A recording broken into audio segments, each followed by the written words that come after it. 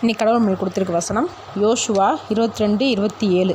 கர்த்தரிடத்தில் உங்களுக்கு பங்கில்லை என்று உங்கள் பிள்ளைகள் நாளைக்கு எங்கள் பிள்ளைகளோட சொல்லாதபடிக்குமே ஒரு பீடத்தை நமக்காக உண்டு பண்ணுவோம் என்றோம். இந்த வசனத்தை கொடுத்து கடவுள் நம்ம என்ன சொல்கிறது பார்ப்போம்.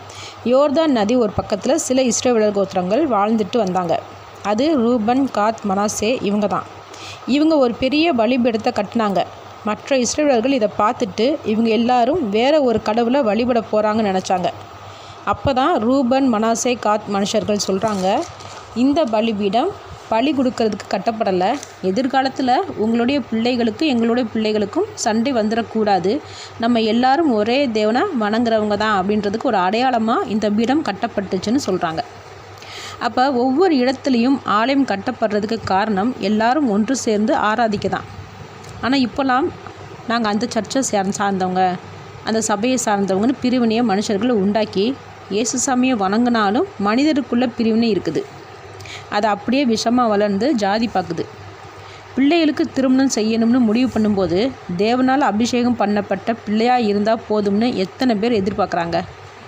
மேக்ஸிமம் எதிர்பார்க்குறது கிறிஸ்தவர்களுக்குள்ள எந்த ஜாதியை சேர்ந்தவங்கன்னு தானே. உண்மையான கிறிஸ்தவர்கள் ஜாதி பார்க்க மாட்டாங்க. தேவன் புறஜாதியினரை கூட ரட்சிக்கிறவராக இருக்கும்போது அவரை வணங்குற நாம் எப்படி வாழணும்? ஜாதி பார்க்காம வாழணும். முதல்ல எங்கேருந்து உருவானது இந்த வேறுபாடு? தேவன்கிட்ட இருந்தா? இல்லை, அந்நியரையும் விருத்த சேத்தனம் பண்ண சொல்லி சேர்த்துக்கிட்டவர் பழைய ஏற்பாட்டில். புதிய ஏற்பாட்டில் இயேசு சாமி எதுவும் செய்ய வேண்டாம்னு சொல்லி விசுவாசித்தவங்க எல்லாரையும் அவருடைய பிள்ளைகளாக ஏற்றுக்கிட்டார். அப்போ தேவன்கிட்ட வித்தியாசம் இல்லை. மனுஷர்களாகிய நாம் தான் இந்த தவறு செய்கிறோம், பிரிவினையை உண்டு பண்ணுறோம். அதனால் சர்ச்சு ஒரு அடையாளம். அதில் பிரிவினையை உண்டு பண்ணாமல் எல்லாரும் ஒன்று சேர்ந்து சந்தோஷமாக தேவனை ஆராதிப்போம். ஆமேன்.